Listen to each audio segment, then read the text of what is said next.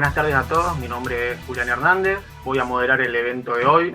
Le doy la bienvenida al 39º encuentro conversatorio para homenajes de 2020. Como bien algunos saben, el Club de la Libertad viene realizando homenajes todos los años. Este año, todos los sábados venimos realizando esta tarea. Tomamos referente del pensamiento liberal de todos los tiempos y homenajeamos sus ideas teniendo en cuenta su natalicio. El homenaje que nos convoca hoy es a la fecha de Juan Carlos Kachanowski. Juan Carlos Kachanowski, un gran economista, profesor y defensor de las ideas de la libertad, fue profesor en la Escuela Superior en Economía y Administración de Empresas a mediados de los años 80. Ilustre académico y referente del pensamiento liberal y de las economías de la Escuela Austriaca en Argentina.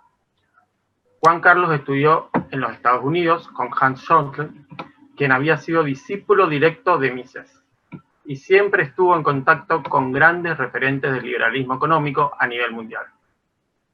Fue muy prolífico en sus escritos, en lo que refiere a sus artículos como investigaciones publicadas en revistas académicas. Sus estudios estuvieron centrados en el análisis de la crisis de 1929, en la que desarrolló un punto de vista absolutamente novedoso sobre sus causas y sobre cómo se resolvió. Tal vez un aporte respecto a cómo las instituciones de un país, cuando funcionan, pueden sacar de una crisis económica. También redactó en profundidad sobre si es adecuado el uso de las matemáticas en la economía. Luego avanzó mucho en un escrito sobre historia del pensamiento económico y la evolución de la teoría del valor, un elemento clave para entender el proceso económico. Ahora voy a reproducir un video de unos 4 minutos aproximadamente que va a explicar mejor las ideas de Juan Carlos. Hablando de comprender, no hay un entendimiento de realmente lo que quiere decir qué es el liberalismo. Si vos te pregunta a alguien que por ahí tiene otra interpretación de lo que considera que es el liberalismo, alguien que por ahí no está muy interesado en la política o en la economía, y se lo tenés que bajar al llano. Pero después de todo, ¿qué es el liberalismo? Es una muy buena pregunta y creo que hay una confusión muy grande con la palabra, pero a ver, veamos el punto de vista del liberal y el punto de vista de lo que la gente entiende por liberalismo o los políticos. Desde el punto de vista liberal o de un economista liberal, te diría que es una sociedad en la cual cualquier persona puede hacer lo que quiera siempre y cuando no afecte derechos de terceros, lo cual implica obviamente que tiene que haber una justicia independiente que resuelva cuando hay violación de derechos o no. Pero esto que implica que si alguien quiere poner una radio, puede comprar una frecuencia y ponerla sin pedirle permiso a nadie. Si uno quiere poner una fábrica o televisión o lo que sea, puede hacerlo sin pedirle permiso a nadie. Entonces, es un sistema donde la gente es libre, por eso el liberalismo, de hacer lo que quiera siempre y cuando no afecte derechos de terceros, no esté provocando actos criminales o violando derechos civiles o comerciales. La parte más difícil, aún siendo liberal, es que en una sociedad libre, como dice Hayek, van a ocurrir cosas que no nos gustan. De repente, música que no nos gusta o actos de gente que no nos gustan, lo cual implica que el liberal internamente es una persona tolerante, o debe ser tolerante. Respetar... Es valor la tolerancia. Una cosa es que violen derechos, que me roben, no me peguen, etc. Y otra cosa es que alguien está haciendo algo que me molesta. Programas de televisión, a veces de repente tenés programas de televisión que molestan a la gente. Entonces, dentro de ese sistema de libre acción, eso es lo que podríamos decir es el liberalismo, lo cual genera un entorno jurídico muy propicio a las inversiones, a la creatividad, y cuando hay inversiones y hay creatividad, la productividad aumenta. Aumento de productividad está queriendo decir podemos producir muchos más bienes y servicios de mejor calidad y a un precio menor. Hoy en día creo que los teléfonos celulares, las computadoras, los aparatos que filman son una muestra muy clara de ese avance. la revolución industrial en su momento, la revolución de Internet, lo que está haciendo en comunicaciones. Yo me acuerdo cuando era chico, ahora 10 años atrás, pero que querías hacer un llamado de Buenos Aires a Rosario y tenías 3 horas de demora.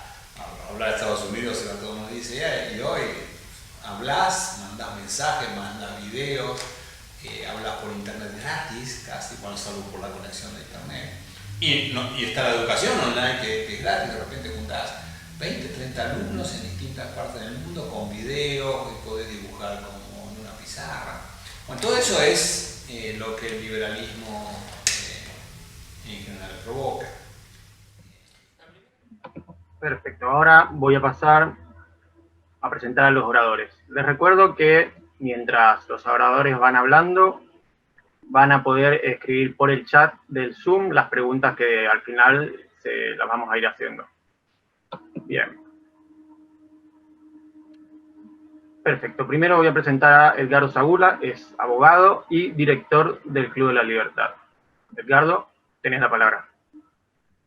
Bueno, buenas tardes, gracias Julián. Para mí es un placer estar esta tarde compartiendo con ustedes, compartiendo con Roberto, con Tatiana, con todos los que se han unido, han rendido homenaje a este gran pensador, a este extraordinario, diría, pensador de gran valía que ha dejado un legado importante, no solamente a través de sus prolíficos escritos, artículos, sino también, por lo menos de mi parte, conozco a los dos de sus hijos, a Nicolás y a, bueno, pero básicamente... Iván, el otro. Iván, sí, con Iván, cuando lo escucho Iván, lo estoy escuchando su padre, es impresionante el tono de voz que tiene, muy parecido a...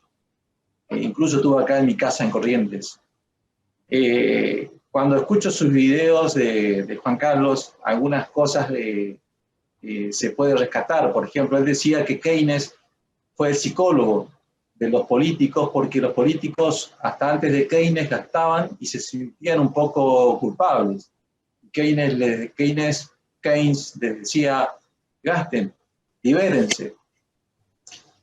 También decía que el debate sobre si el Estado debe intervenir o no debe intervenir parece interminable, pero él decía, claro, esto se aprende, pero también tenemos dos factores que juegan en contra de esta situación, que es la población no es un stock, decía él, es un flujo, o sea, constantemente hay que estar aprendiendo. Y por lo general también decía el otro factor, que es difícil razonar con algo que no se ve.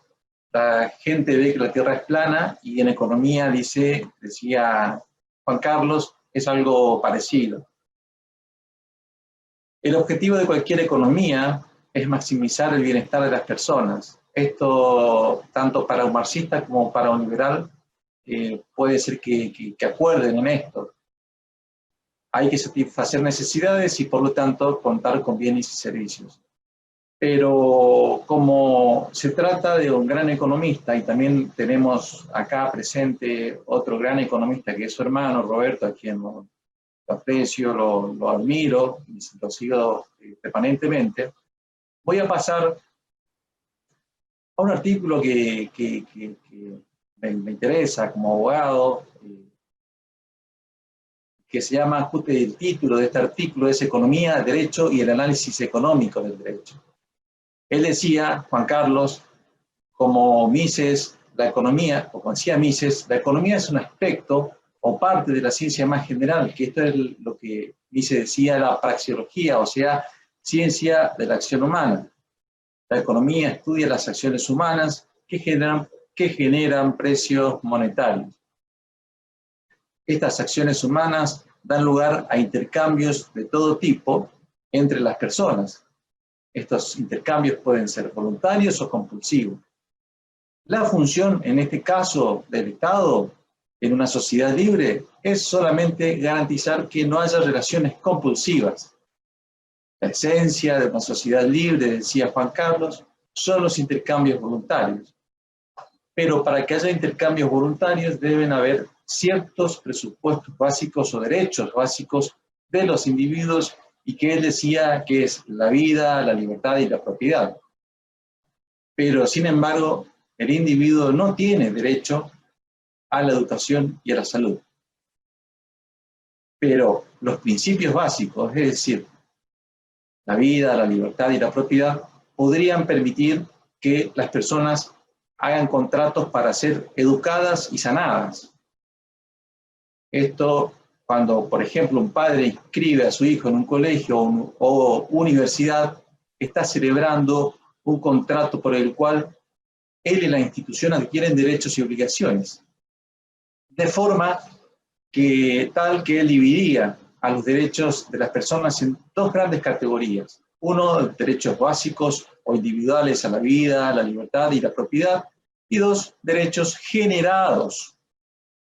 Los primeros los tiene el individuo por el hecho de nacer y son indispensables para que puedan actuar libremente. Los segundos no se tienen, sino que se adquieren mediante la libre contratación. En este sentido, la función del Estado en una sociedad libre es evitar la compulsión de una o varias personas sobre otras. El Estado no hace la ley, sino que lo que hace es hacer respetar la ley. Son los individuos, cuando acuerdan voluntariamente derechos y obligaciones, lo que de algún modo generan una ley o una regla. También otra regla de oro decía que nadie puede hacer a través del Estado lo que no pueda hacer en forma directa. Por ejemplo, y ahí daba el ejemplo del empresario. Ningún empresario, decía, puede forzar mediante el uso de armas a otras personas a que no compren productos en el extranjero. Sin embargo, si el empresario consigue que el Estado haga lo mismo con la aduana, entonces la acción se vuelve legal. La víctima original se transforma en delincuente o contrabandista y el delincuente original se transforma en víctima de la competencia extranjera.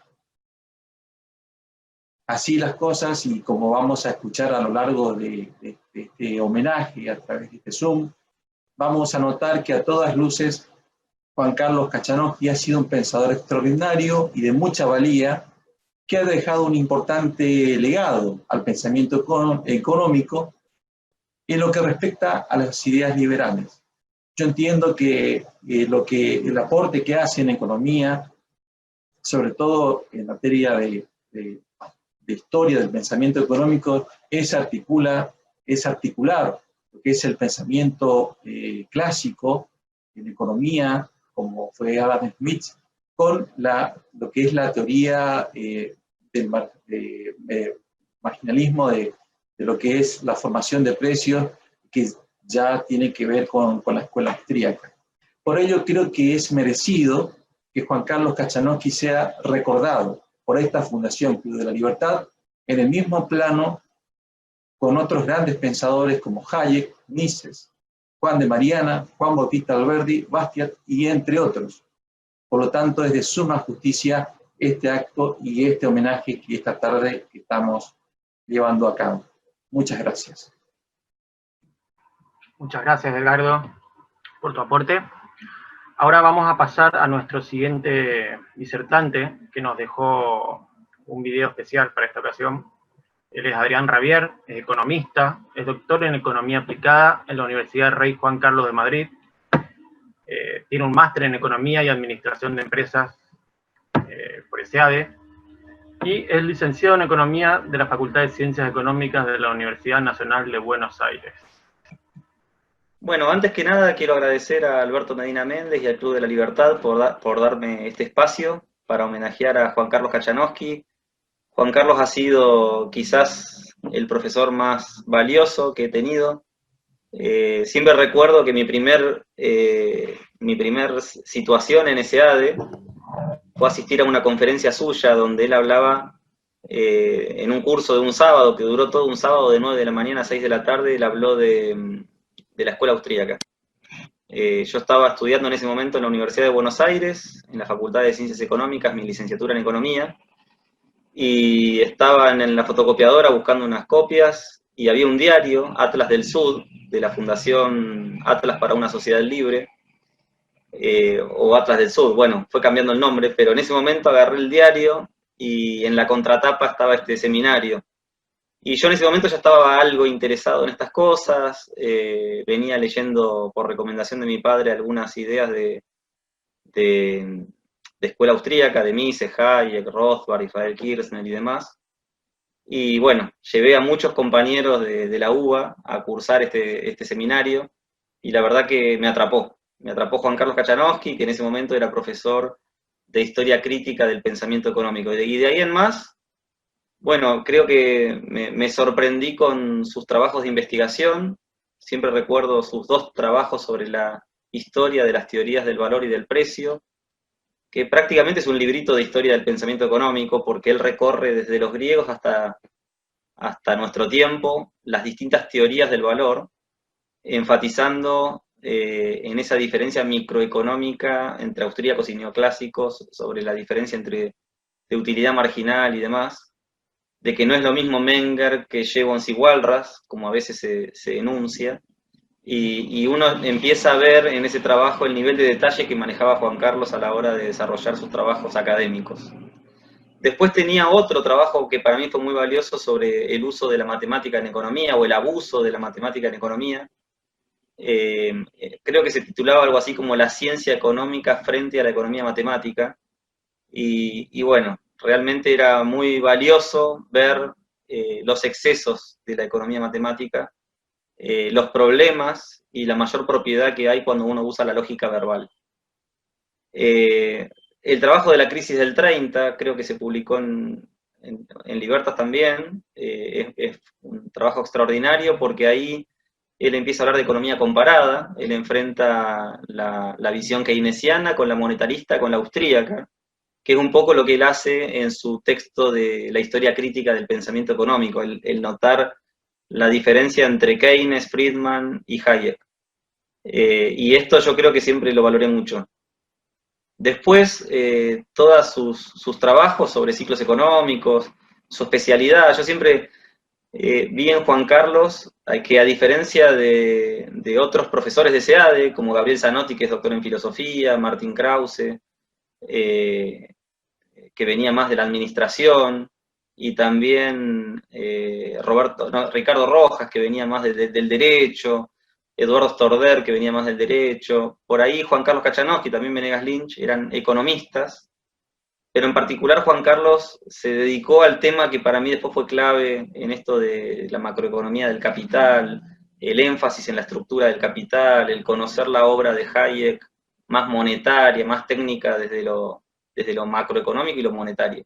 Entonces quizás me sentí más cerca de él en esos temas, y creo que bueno, siempre lo valoré mucho. En algún momento tuve la suerte de trabajar con él. Él me recibió como decano de la Escuela de Negocios de la Universidad Francisco Marroquín, me ofreció esto de dar clases virtuales, así que puedo decir que literalmente cambió mi vida, porque me permitió dar clases por internet, y esto me permitió llegar a un montón de lugares y a un montón de gente.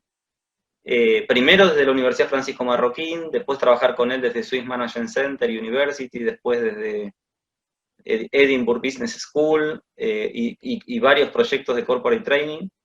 La verdad que para mí siempre fue extraordinario, además porque ha sido una persona siempre muy alegre, muy simpática, más allá de los problemas que podía haber, siempre con el mejor humor, y siempre con bromas, y una persona que siempre te cumplía, que siempre iba con la verdad, y que siempre, bueno, una persona íntegra, diría yo.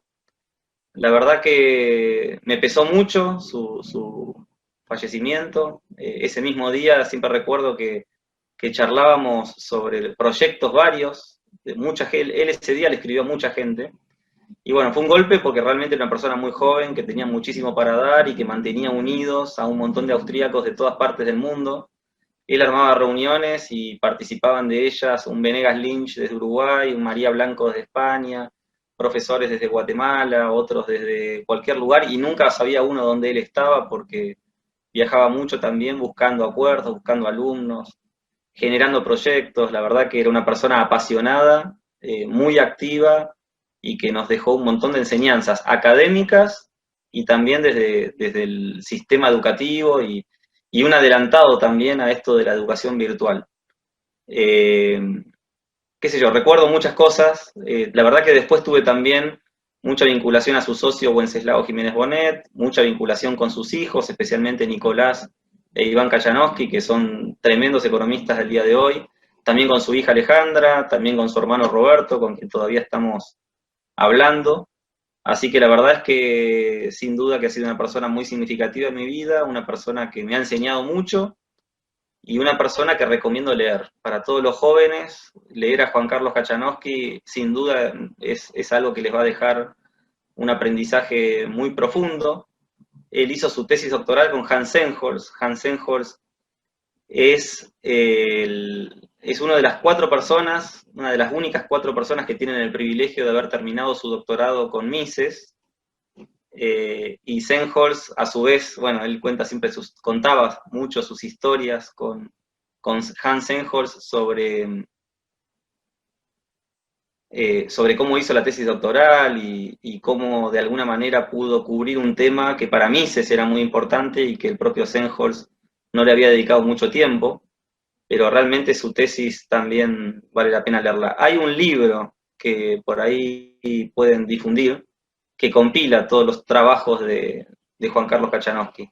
Le voy a pasar las referencias a Alberto Medina Méndez para que se las comparta, pero creo que es un libro de lectura obligatoria para quienes se quieren acercar a estas ideas, porque realmente está ahí, creo yo, compilados muchos de sus aportes, muchos de los cuales me estoy olvidando ahora, pero bueno, creo que referencié los 3 o 4 más importantes.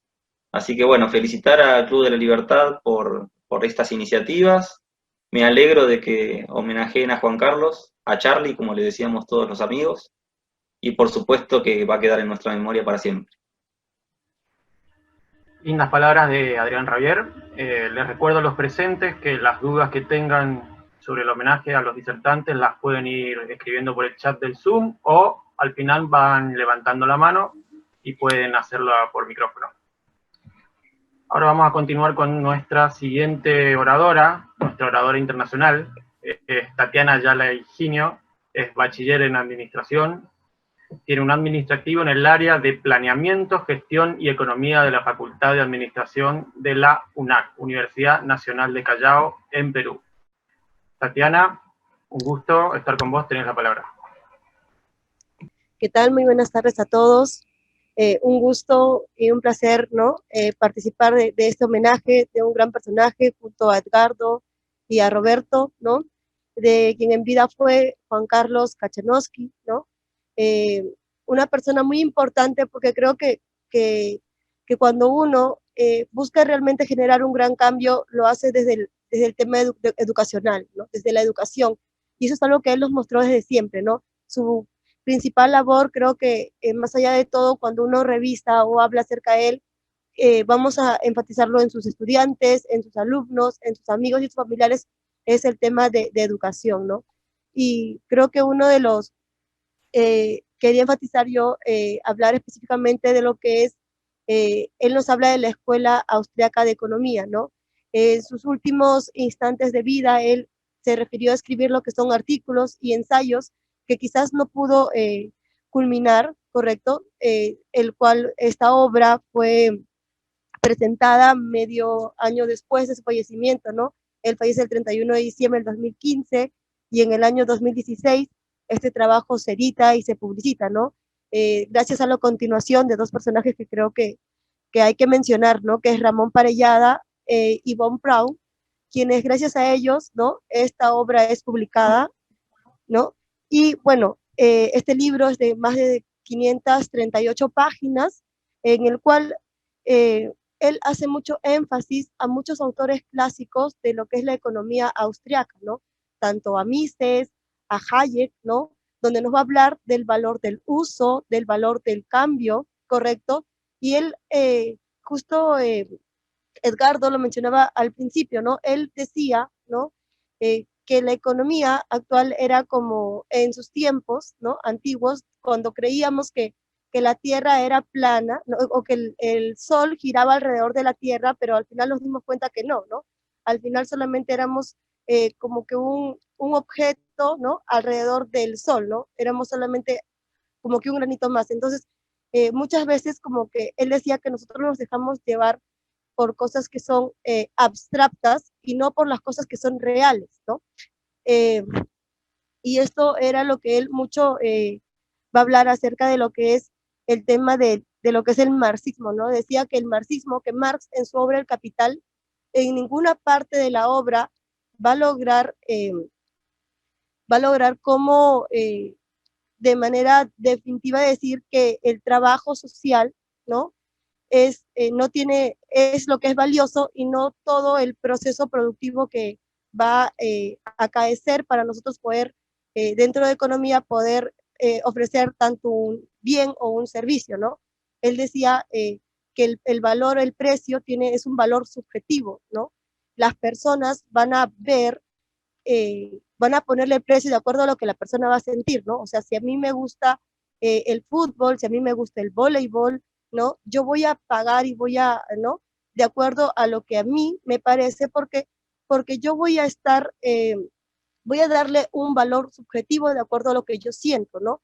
Él, él habla del tema de la psicología, que es algo que va a incidir también dentro de las necesidades o de las decisiones que nosotros como personas vamos a tomar para poder ello, ¿no? Y eso es el punto de vista que para él tenía que tener un empresario, ¿no?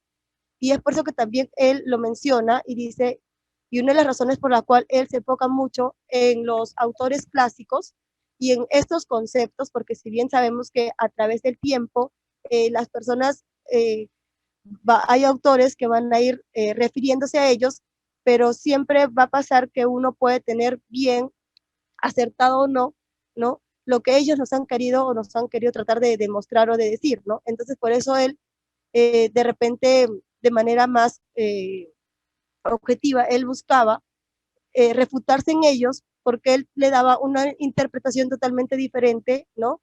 Y más semejante a lo que ellos querían tratar de mostrarnos o de enseñarnos. Y ese es el gran legado que él nos deja a través de sus libros, a través de sus artículos, a través de sus ensayos, ¿no? Eh, Asimismo, él también refuta mucho al marxismo y los hace en muchos de debates en los cuales él se presenta, ¿no? Y él nos va a decir, ¿no? Que nosotros no podemos fundamentar algo que no es lógico y que no está probado con la metodología científica, ¿no? Que es lo que él se basa mucho, ¿no? Entonces, es como que nosotros tenemos que tratar de demostrar a los demás que nosotros, el liberalismo, que la escuela austríaca, lo que lo demuestra lo va a hacer con base científica. Y es lo que él nos va a dejar en el legado de la última obra, ¿no? Que es la Escuela Austriaca de Economía. Por eso yo creo que es fundamental no perder esto, ¿no? Ver la forma de cómo nosotros, el legado que él nos ha dejado, llevarlo adelante con demostraciones, como él dice, ¿no? Con la metodología científica, y con ello nosotros vamos a poder llevar abajo lo que es el marxismo, que si bien todo está plasmado en un libro muy bonito, todo muy lindo, muy teórico, pero más en la realidad eso no es posible, ni está demostrado, ni hasta ahora nadie lo ha podido demostrar, ¿no? Que el costo de producción, que el valor de un precio esté de la mano con lo que es el trabajo social, ¿no? Porque ellos dicen, ¿no? El trabajo, el trabajo, el trabajo no tiene un valor, pero entonces si no tiene un valor, ¿por qué tú cobras o le pones un precio a tu trabajo, ¿no?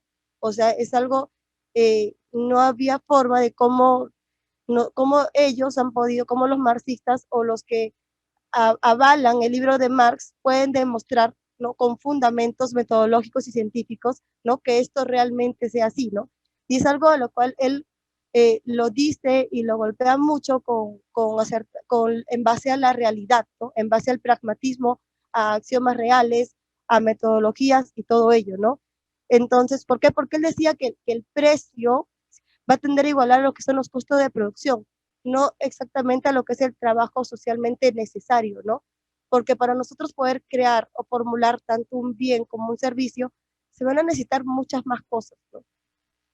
Entonces, creo que más allá de ello también hay que ver que, bueno, que la compilación de libros que va a hacer Juan Carlos y que nos va a dejar, ¿correcto? Va a ser tan importante a nivel no solamente creo que de Argentina, sino a nivel de trascendencia mundial, ¿no? Teniendo en cuenta que va a ser uno de los autores que más se va a acercar en interpretación a lo que son los autores clásicos. Es estas enseñanzas de él, ¿no? Y quien nos lo muestra con sus hechos, ¿no? De que es una muerte traumática. Tatiana, creo que no te estamos escuchando. Tenés tu micrófono muteado.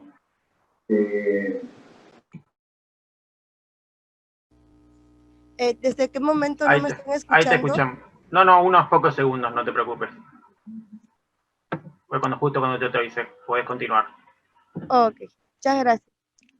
Entonces, lo que yo recalcaba era que nosotros, o bueno, la juventud, creo yo, también debemos tomar como que ese rumbo, ese camino, ¿no? De no solo enfocarnos en los autores presentes, sino también buscarle la hilación, buscarle el origen, ¿no? Buscarle desde el origen, o sea, no solamente de los autores clásicos, sino también desde más atrás, o sea, y me voy también a, ¿no? Como él lo hacía, por ejemplo, Aristóteles, y tomar ese legado y tomar ese camino para nosotros seguir formándonos, seguir creciendo y tener una más clara seguridad de conocer de cómo explicar a los demás y cómo ir haciendo crecer a nivel mundial lo que es el tema del liberalismo. Muchas veces nosotros nos cerramos o solamente abarcamos ciertos autores y no nos vamos más atrás, ¿no? Entonces, quizás yéndonos más atrás estamos olvidando cosas que han sido fundamentales. Y yo creo que a mí me gustó mucho investigar sobre Juan Carlos, la verdad. A mí, por eso yo dije al iniciar que para mí fue un honor investigarlo, porque pude aprender de él muchas cosas, ¿no? Creo que, y cosas que a mí me gustaban, porque yo desde la universidad siempre me gustaba, a pesar de que me dijeran que solamente para hacer una investigación tengo que buscar autores de a lo mucho 5 años atrás, o obras que tengan recientemente 5 años de edición, ¿no? O la última edición, o sea, es importante recordar los orígenes, ¿no? Desde dónde nace esto y por qué surge esto, ¿no? Bueno, eso es lo único que yo quería añadir, agradecerles igual por la invitación a todos ustedes y no olvidar, ¿no? A Juan Carlos, que yo también soy educadora, ¿no? Entonces, muchas gracias, de verdad. Muchas gracias, Tatiana. La verdad que muy detallada tu ponencia. Nos gustó a todos. Bien, ahora vamos a continuar con nuestro último orador, el hermano de Juan Carlos. Él es Roberto Horacio Kachanowski, es licenciado en Economía por la Universidad Católica Argentina, es columnista tanto de televisión como portales o diarios, es profesor y también es escritor. Un gusto presentarte, Roberto. Bueno, muchas gracias. ¿Me están escuchando, no? Escuchamos. Bien, tampoco apareció un cartelito ahí. Bueno, muchas gracias, estimado Alberto Medina Méndez y el Club de la Libertad por este homenaje a mi hermano. Bueno, yo me voy a centrar un poco en otra cosa, porque en realidad ya ustedes han estudiado bastante los trabajos que hizo y me dejan poco margen para agregar. Pero me voy a centrar, a ver, con mi hermano nos llevábamos menos de 2 años de diferencia, así que fuimos al jardín de infantes juntos, al colegio primario juntos, al secundario, a la universidad juntos, estudiamos economía juntos. Y después en la vida tuvimos trabajo juntos, etc. Así que yo lo que me gustaría es empezar por el lado de recordar algunas cosas. Por ejemplo, en la universidad, él tenía un gran amigo que creo que va a exponer con ustedes en el Club de la Libertad, Alejandro Chafuen, que vive en Estados Unidos ya desde 1985, ya. Gran tipo, gran amigo. Y eran los 2 chicos malos de la universidad, ¿no es cierto? Porque ya en tercer año estaban hinchando a los profesores que daban toda la teoría keynesiana, ese tipo de cosas, con sus preguntas de economía. De manera que él se metió en el tema este del liberalismo y yo, porque entramos en un momento que era muy crítico en la Argentina, en los décadas del 70. Es interesante saber por qué entró en este tema y entró a bucear, ¿no?, el tema del liberalismo. La década del 70 en la Argentina era un caos absoluto, con los terroristas tirando bombas, el peronismo, etcétera, vuelta de Perón, etcétera.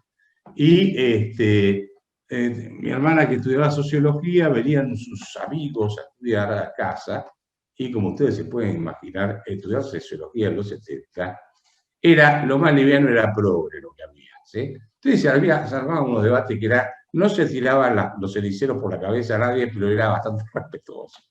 Pero lo cierto es que había mucho debate, era una época muy efervescente. Y bueno, ahí empezamos, él empezó sobre todo a leer, compró creo que el primer libro que compró fue uno de Alberto Venegas Lynch, que es el sistema, es la tesis doctoral de Alberto.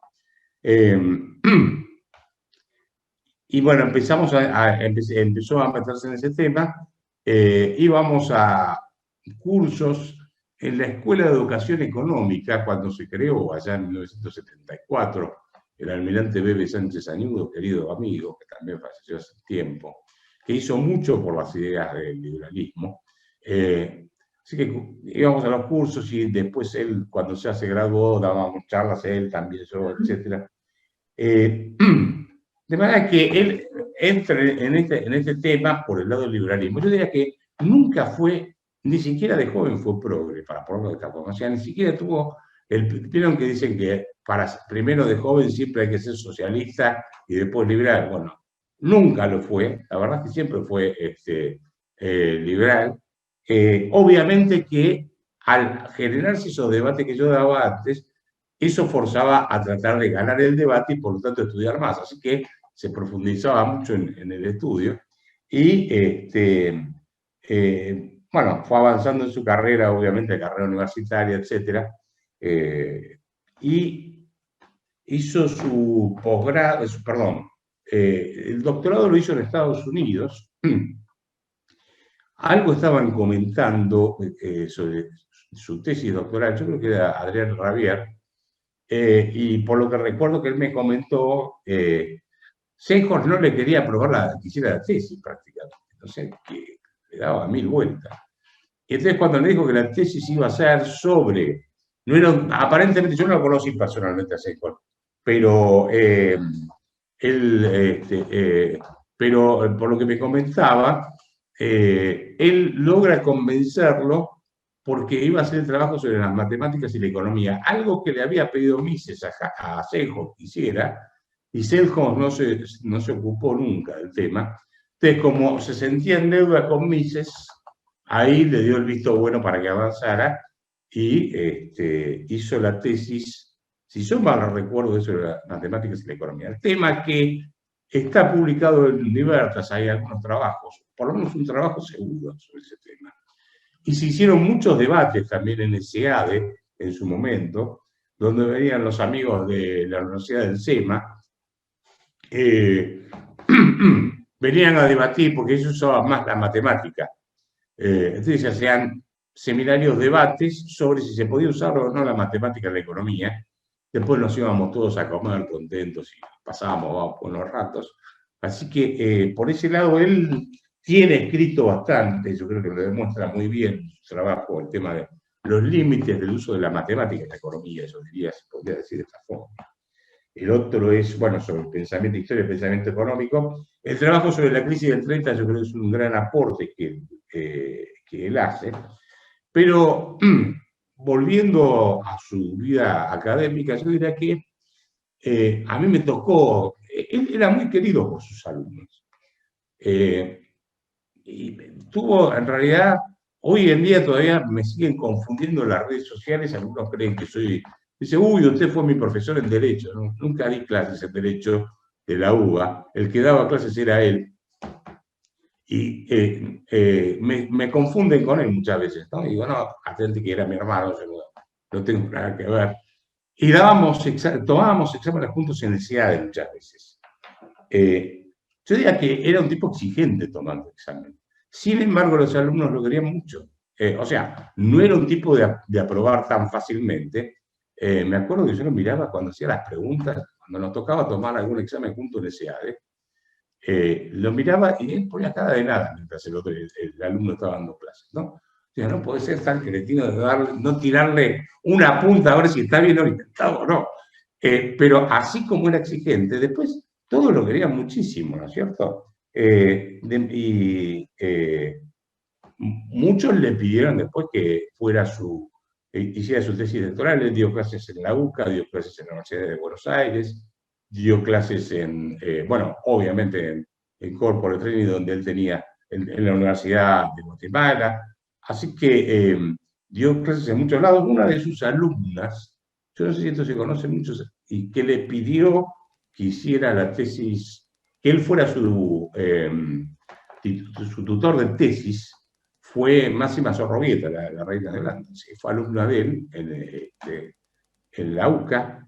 No voy a decir el tema, porque me contó el tema, pero no lo voy a comentar, secreto de Estado, pero parece que era brillante Máxima, ¿no? De manera que yo diría que él tuvo muchos alumnos que terminaron siendo sus discípulos y profesores. Otro de los grandes que él quería muchísimo era Alejandro Gómez, yo no sé si está en la sala, pero historiador, que en los últimos tiempos lo acompañó muchísimo en su proyecto de Corporate Training, bueno, Wenceslao, obviamente. Hay uno en la sala que no lo voy a nombrar, que lo vi, no lo voy a, por piedad, no lo voy a nombrar, le consigue hacer en la Foundation for Economic Education el curso bueno, no sé, no estaba Leonardo, no sé si estaba Leonardo.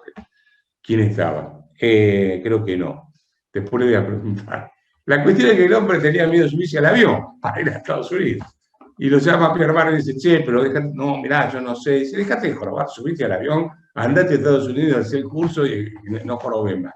De manera que hizo el curso en la Foundation y le quedó muy agradecido. Persona a quien trato actualmente, maravillosa cosa. Digo esto porque en realidad todo lo que ustedes ven, lo ven en los libros que él escribió, en los trabajos, etc. Pero muy pocos conocen el aspecto humano de él en términos de su relación con los alumnos y los profesores que lo acompañaban. En un momento hicimos, al final, unos debates cuando él tenía el aula ¿cómo se llama? De Corporate Training. Se nos ocurrió hacer debates sobre, se llaman economía, ahora no me acuerdo, están todos en YouTube, economía y política o cosas por el estilo.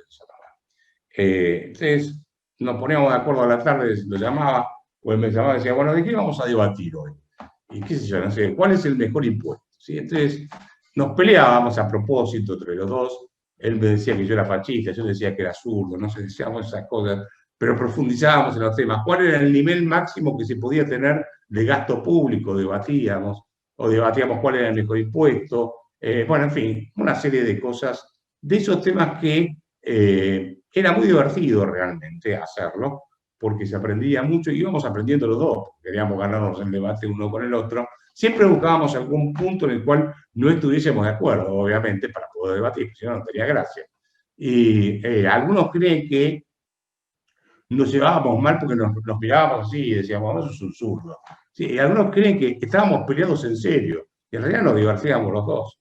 Ahí creo que en el aula está mi cuñada por ahí y puede dar fe que la forma en que nos tratábamos los dos era cargándonos. Nos tomábamos el pelo, pero así, con cara seria. Y la gente se pensaba que estábamos enojados, y no estábamos enojados. Nos estábamos muy bien. Así que voy redondeando. Yo diría que tal vez su mejor legado fue los alumnos que dejó, ¿no? yo creo que generó toda una corriente de chicos que entraron al liberalismo, y algo que es muy importante, que lo dice en el video, la tolerancia. El liberalismo es tolerancia. Los debates cuando se hacían con él, miren que tuvimos debates, sobre todo en el SEADE, lo que se llamaban los seminarios de los lunes, el respeto siempre era lo que primaba en el debate, siempre. Una vez había invitó a uno que era comunista, o zurdo, pesado, a debatir, y a alguien le faltó el respeto en el aula, era el aula virtual, dijo, no, acá se respeta todo, porque cuando se debate se respeta al que piensa diferente, o sea, era un principio de liberal que él llevaba a las últimas consecuencias, o sea, no permitía que alguien que pensara absolutamente como él, fuese agredido por otro que supuestamente pensaba. De manera que era un mérito muy importante eso, yo creo que hay que tenerlo muy presente. Cuando se debate se respeta al otro, porque es la única manera de poder aprender y avanzar en el debate. Bueno, no tengo mucho más para agregar, en realidad tendría mucho más para agregar. Yo diría que básicamente los trabajos de él están todos publicados. Los alumnos están ahí que pueden dar fe de cómo tomaba examen, cómo enseñaba, era muy bueno dando clases, realmente era magistral. Recuerdo que yo también daba clases en el SEAD y competíamos, porque a los profesores nos ponían nota, ¿no? Los alumnos nos calificaban. Entonces competíamos a ver quién se sacaba mejor nota, siempre me ganaba, obviamente como docente. Así que, pero yo creo que fue un docente de alma. Y su vida pasó por ahí. Gracias. Muchas gracias, Roberto. La verdad que nos contaste detalles que creo que más de uno no sabía. Yo no sabía que no sé quién se trataba de fascista y otro se trataba de medio zurdo a la hora de discutir. Sí. A ver, creo que si querés hablar estás muteado. Ahí estuviste. Ahí te escuchamos. ¿Vos estuviste en alguno de esos debates? No, yo. No. Decíamos, bueno, eres un zurdo, ¿sí? Él decía, es fascista, no le den bolilla porque es fascista, pero lo decíamos en chiste y algunos se creían que era en serio, así que nunca logramos aclararlo en público. Bueno, a ver, tenemos una pregunta para vos, Roberto, también la puede responder Edgardo o Tatiana, que la hace Alfredo Daur y dice: ¿sería conveniente para restablecer la confianza un cambio de moneda, naturalmente frenando la emisión? ¿Querés responder vos primero, Roberto? A ver, para recomponer la confianza en Argentina. Bueno, la verdad es que no tenemos moneda. Y para tener moneda, hoy en día son todos pedazos de papel lo que se emiten. Para poder emitir una moneda, lo que respalda las monedas hoy en día ya no es más el oro, sino que es la confianza que uno tenga en las instituciones jurídicas, políticas y económicas de un país. Y yo diría que si uno mira las instituciones jurídicas, políticas y económicas del país, duda que podamos tener moneda. Así que yo no sé si hay que dolarizar, o me inclino más por la posición de Hayek en la regulación de la moneda, hacer una especie de competencia de monedas, no cerrar el Banco Central y dejarlo que se muera solo porque produce un producto de muy mala calidad. De manera que se va a morir por inanición el Banco Central, porque nadie va a querer su moneda. Pero es para el debate. A ver, sí hay un punto que me parece que es importante resaltar. La dolarización o competencia de monedas o reforma monetaria o lo que se haga no resuelve los problemas estructurales de la Argentina. Es solo una parte. Con esto quiero decir, si tenemos una legislación laboral que es malísima, un nivel de gasto público alto y de mala calidad, un sistema tributario malo, un sistema impositivo desastroso, etc., eso no lo resuelve una reforma monetaria. Edgardo, ¿querés aportar algo a esta pregunta? De si sería conveniente restablecer la confianza a un cambio de moneda, controlando la emisión.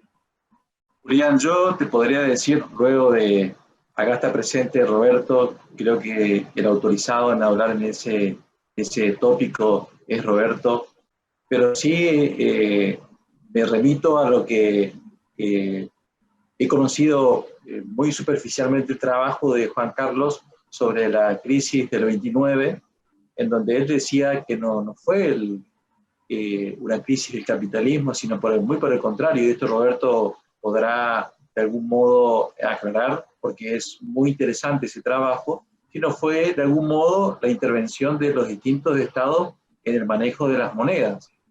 Eso lo dejo como disparador para si Roberto quiere aportar algo más sobre este trabajo tan importante de Juan Carlos. Sobre ese trabajo, yo diría que está muy concentrado en la parte donde cómo se desencadena la crisis del 30, la explica muy en detalle. Cualquiera que haya leído ese trabajo puede verlo, ¿sí? Es muy minucioso en los datos, pero él se da hasta un punto que yo después tomé, y que es que en realidad la crisis del 30 no, muchos se creen que se terminó la crisis por, bueno, algunos porque creen que el New Deal fue el New Deal, cosa que no fue, u otros porque dicen, bueno, porque vino la Segunda Guerra Mundial y esto hizo salir con un argumento de ese tipo. En realidad, él deja planteado hacia el final del trabajo un punto que es este. Como ustedes saben, el New, me tomo un minuto, estimado Alberto, perdón, porque es un tema complejo para explicarlo. El New Deal no era solamente cavar y hacer pozos y tal polvo, era una maraña de regulaciones y de controles del Estado. Había tres grandes actas: el acta de recuperación económica, el acta de recuperación de la industria y el acta de recuperación de la agricultura. La principal era la última, o sea, la primera que la habla. Y era una maraña de regulaciones, y en un momento la Corte Suprema de Justicia le empieza a frenar el New Deal con todas esas regulaciones a la Corte, hasta que se produce un fallo, lo aclaro rápido. Al productor de algodón le pagaba, el Estado le pagaba un subsidio para que no produjera algodón, para que de esa forma subiera el precio, ¿sí? Y aquí, ¿cómo lo financiaba? Le cobraba un impuesto al que usaba algodón para producir tela. Entonces, es el caso Butler, se llama, y la Corte Suprema de Justicia dice, Butler va y protesta por el impuesto que estaba pagando, va y le da la razón y le voltea esa parte al presidente, y lleva un conflicto entre la Corte Suprema de Justicia y el presidente Roosevelt. Hay un conflicto serio. Él quería remover a los jueces más rebeldes. No era una corte totalmente republicana, estaba dividida, y a pesar de que tenía mayoría en el Congreso, no logra remover al juez que él quería remover. Después quiere poner un límite de edad, tampoco lo consigue. Y cuando empiezan a funcionar las instituciones es cuando uno encuentra que la economía americana empieza a recuperarse. Él deja en ese punto el trabajo. Después yo avancé y sobre el tema estoy profundizándolo cada tanto, que en realidad es la importancia de la relación entre la economía y las instituciones lo que permite el crecimiento económico y salir de crisis profundas, ¿no? Perfecto. Hay unos comentarios muy lindos que quiero ir leyendo sobre tu hermano Roberto. Constanza Raggi dice: yo fui su alumna en la UCA de Rosario, tengo el mejor recuerdo de él, un docente de alma, el mejor. Después, Arturo Hidrogo también pone: tuve la suerte y el honor de ser su alumno, el mejor, un maestro brillante y lleno de sabiduría, el mejor economista argentino y uno de los mejores exponentes contemporáneos de la escuela austriaca. Acá Hernán Alcolea pregunta: ¿cómo lo recuerda su hermano? ¿Qué anécdota lo describe mejor en lo personal? En lo personal, en lo torpe que era personalmente. Le decíamos el inspector Clouseau.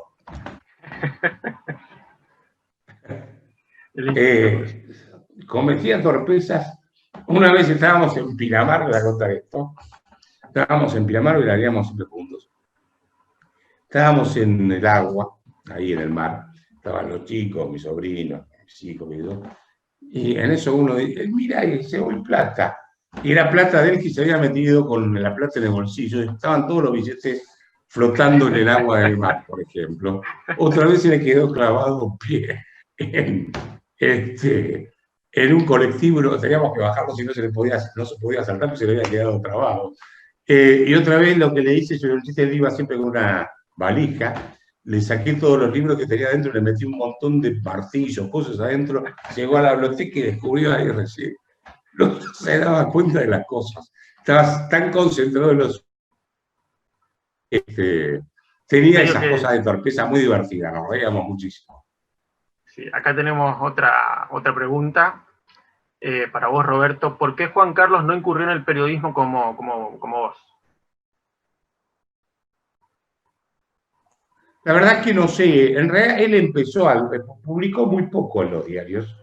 No era algo que tal vez le gustara tanto. Es más, yo tuve durante muchos años programas de televisión en PIE y vino muy pocas veces. O sea, no era alguien que le atraía tanto el tema de los... Sí publicó. Es más, cuando vos presentaste a Roberto Horacio Cacharón, ¿sí? Él empezó a publicar algunas notas, empezaba a publicar en una revista de la Cámara Argentina de Comercio que se llamaba Pensamiento Económico. En ese momento la dirigía Jorge García Venturini, creo. Sí, lo conocía mi hermano. Y me piden a mí una nota. Entonces mando la nota y pongo Roberto Cacharón. Cuando llega la nota, dice García Venturini, no, ¿qué Roberto? Se llama Juan Carlos. Sacaron y la publicaron mi nota con el nombre de él.